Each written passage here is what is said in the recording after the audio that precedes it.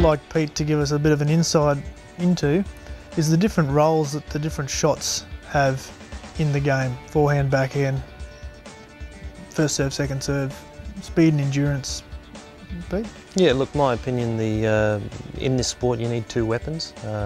One of them has to be the serve. You know, setting up with the first serve, it's a shot that's played 50% of the time on your own side, I guess. So you know, you're going to serve for half of the match at least, albeit in doubles. But it's got to be a very good, solid shot that sets up the point.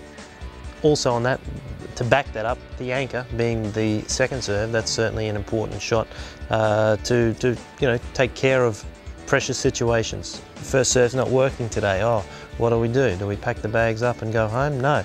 You've got to be persistent and be able to make sure you've got good shape on that second serve and for sure be not missing.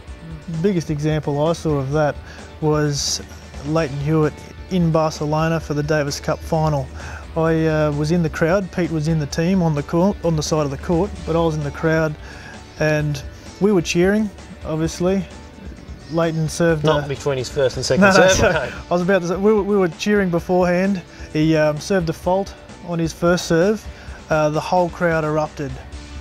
You couldn't hear anything. It was just so noisy. And this is obviously not the etiquette of tennis, but you know, they erupted. And Lleyton was there bouncing his ball. And I looked at it going, how could you even start a second serve in that situation? And off he went to keep on serving. But that's an example of, I can't imagine more pressure than that second serve right there. So probably what we want to go on to is now the forehand, the backhand. They're different forehand for sure, Mike. That's got to be a weapon. The anchor in the ground strokes is going to be the backhand, generally. I mean, a lot of two-handed backhands out there are doing well in the elite side of the game, but forehands can set you up for the put-away shot. It may be the 1-2 punch, it may be hitting heavy, shaping the ball, hitting an angle, so forth, exposing the weaker side generally of the backhand of your opponent. So they're certainly in that's a shot they've really got to work on.